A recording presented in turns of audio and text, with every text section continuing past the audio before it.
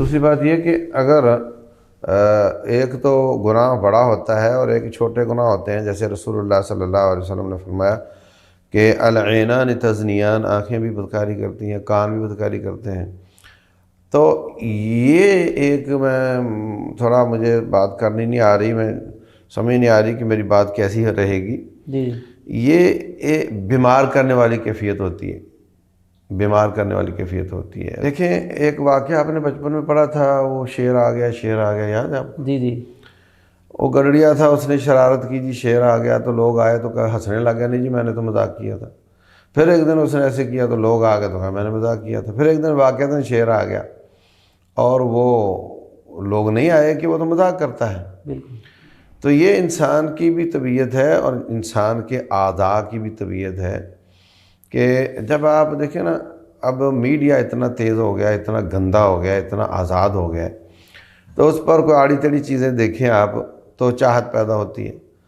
تو جسم اپنے آپ کو تیار کرتا ہے کہ شاید اس کی شادی ہے اور یہ عورت جو اس کو نظر آ رہی اس کی بیوی ہے اور شاید یہ اس کے پاس جا سکتا ہے. اسی طرح عورت کہ یہ جو مرد ہے شاید اس کا شوہر ہے اور یہ شاید اس کے پاس جا سکتی ہے، لیکن وہ تو فیک ہوتا ہے، وہ تو تصویر ہوتی ہے. جی جی تو جسم میں چاہت پیدا ہونا، پھر چاہت کا ختم ہونا، چاہت کا پیدا ہونا، پھر چاہت کا ختم ہونا، یہ وہی کیفیت بنتی ہے جو میں نے پہلے قصہ سنایا آپ کو. اور بعد میں پھر جب اس کی واقعتاً بیوی یا شوہر آ جاتا ہے اور اس میں پھر وہ چاہت ہی پیدا نہیں ہوتی، جیسے وہاں شیر آ گیا مگر وہ نہیں آئے. جی جی تو یہ اس وقت ایک کامن ڈیزیز بن چکی ہے، نفسیاتی بھی اور جسمانی بھی، اور دھڑا دھڑ ڈاکٹروں اور حکیموں کے پاس اور یوٹیوبروں کے پاس رش لگا رہتا ہے. آپ ذرا سی بھی اس طرح کی کوئی بات لکھ دیں، اس کا علاج لکھ دیں تو اچھا، پھر کوئی اس کا سبسٹیٹیوٹ یہ نکالتے ہیں کہ وہ اور طریقوں سے اپنی حاجت پوری کر لیتے ہیں، مطلب تو اس سے پھر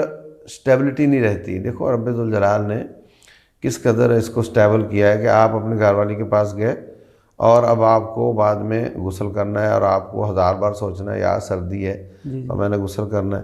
اچھا، اس کے بعد یعنی اس سے ایک اعتدال قائم ہوتا ہے، اور جو آڑے تیرے طریقے لوگ اختیار کرتے ہیں اس میں تو پھر اعتدال نہیں رہتا. تو جو چیز بھی بے اعتدالی میں آتی ہے وہ آہستہ آہستہ تباہی کی طرف لے جاتی ہے.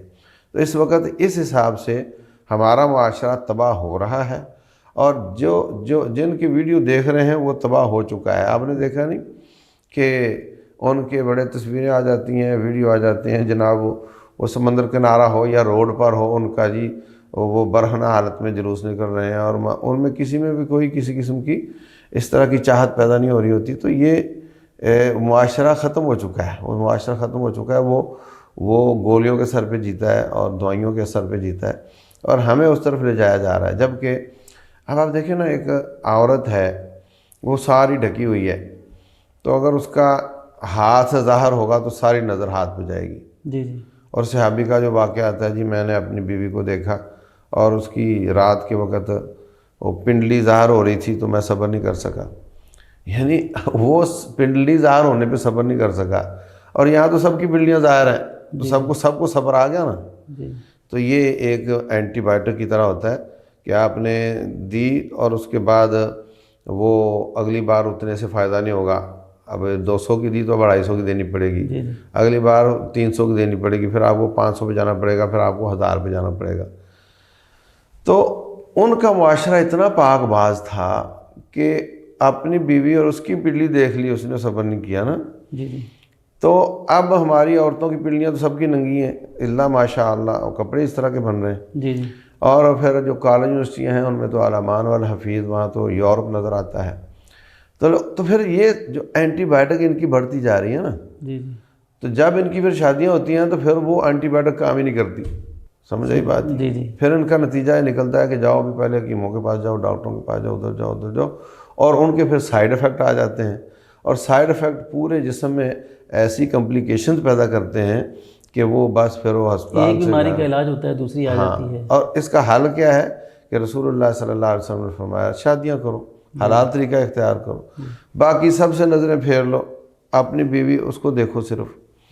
تو جب نظریں پاکیزہ ہوتی ہیں، کل المؤمنین یغضوا من ابصارہم ویحفظوا فروجہم وکل المؤمنات یغضضن من ابصارہن ویحفظن فروجہن، وہ بھی اپنی نظر کی حفاظت کریں، शर्मगाह की हिफाजत करें, कैसा कनेक्ट बयान किया नबी रब ज़ुल जलाल वल इकराम ने।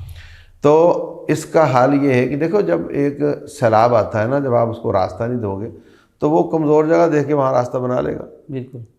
तो जब आप जवानी का इलाज शादी नहीं करोगे तो वो अपना रास्ता खुद बनाएगा।